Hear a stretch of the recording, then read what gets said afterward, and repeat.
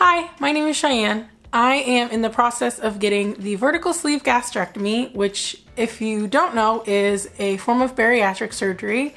And today I wanted to talk a little bit about the cost of this surgery. It is not cheap. And when I was doing my research on it, I didn't find much information other than what the surgery can run. I couldn't find much about what the different appointments would cost, and kind of how it all works and when you pay for what and what it all adds up to. So I created this channel to be a resource for other people who are looking into getting the same surgery. So I wanted to put this information out there. I believe really strongly in transparency, so I'm going to tell everything I've paid and what I estimate I will pay by the end of this process. Before I get started, I want to talk a little bit about what insurance I have. Full disclosure, I have a government job, so I do have really great health insurance, but I have paid quite a bit of money for this so far and will pay quite a bit when the actual surgery comes next year. The insurance I have is called Regence Blue Shield, and it is an individual plan. I am the only person on it. My deductible for the plan is about $1,400, and if you don't know what a deductible is, that is the amount of money you pay before the insurance will start covering anything, besides anything that's considered preventable, so like your yearly checkups and that sort of thing. My insurance plan has a $4,200 out-of-pocket max, so in any given year on this plan, that is the maximum amount of money I will have to pay for medical coverage. This plan also covers 80% of my medical coverage after the deductible for things they approve for coverage. I also wanted to give a tip that I've thought a lot about, and I wish someone had told me before I started the process. If this is something you're considering and you haven't started yet, I highly recommend going to the seminar that's required towards the end of a year, and then doing the appointments and everything else directly at the beginning of the next year. And that's because if you start the process right at the beginning of the year and get everything in on time, you can complete the whole process. And if you hit your out-of-pocket max, you'll be paying a lot less than if you were to split it up between 2 years like I ended up doing. I just did that because I didn't know about it, so I wish someone had told me. And at the end, I'll break it down, the difference in cost. I did the math of what I would have paid if I had done it all in 1 year. So I'll start the costs with what was free. Like I said, the seminar is free. You don't pay for that, but it is required by a lot of places. Another thing that was free for me was the nutritionist visit. My insurance covers 3 nutritionist visits in a lifetime, so I didn't have to pay anything for those, which was really lucky. But they're used up now, so if I need to see a nutritionist in the future on this plan, I would have to pay for it. I'm going to try to do these in order as much as possible, and group them by visit that I went to, so you know how much I was paying like per visit. If you want a breakdown of the timeline and what the process looks like and what appointments I had, I do have a video on that as well, and these will kind of line up. So the first visit I had was with the nurse practitioner, and it's where I got my EKG that's required.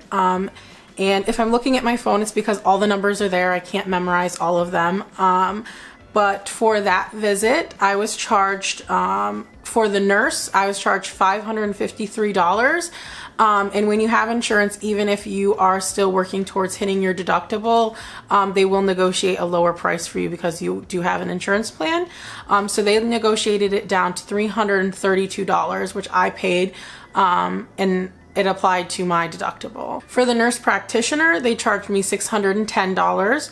It was negotiated down to $360, so that is what I paid and applied towards my deductible. And the EKG was $57, negotiated down to $28, which I paid, again, towards the deductible. The next paid visit I had was for the sleep consultation, so this is not the sleep study. It is just where you sit down and meet with the doctor and talk about your sleep patterns, and they get you prepared for what'll happen in the actual sleep study. And for that, they charged me $446, and it was negotiated down to $227, so that is what I paid, and that was, we're still applying it towards the deductible at this point. After that, my next appointment was with the psychologist and the surgeon. For the psychologist, I was charged $360. It was negotiated down to $160. And for the surgeon, I was charged $195, which was negotiated down to $123. Looking back at my bills, this is where it gets a little confusing because things were charged at different times, so they're a little out of order, but I'm gonna go in the order I was charged because that's how my deductible was met. So the next thing charged to me was the reading of my sleep study report, so that's a separate charge for you. For that, I was charged $452 and I ended up paying $207 because that was the negotiated price.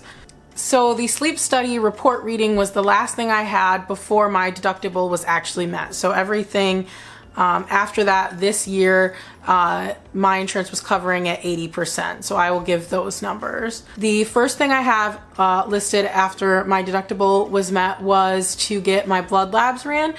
They ran a lot of tests. I was still kind of shocked at the price, but the charged full price was $1,389, and with my insurance covering 80%, I paid $154. After the blood labs, the next thing I have listed on my charges is the actual sleep study, which was expensive, but I was kind of expecting that because I did the in-lab sleep study. You can do a take-home sleep study. I don't know how much that costs, but it's supposedly cheaper. The charge for that was $1,889 and I paid $320 with my co-insurance. So that covers all of my appointments I have had this year. I still have one more appointment before the surgery to meet with the surgeon, but that will not be till the end of January 2019.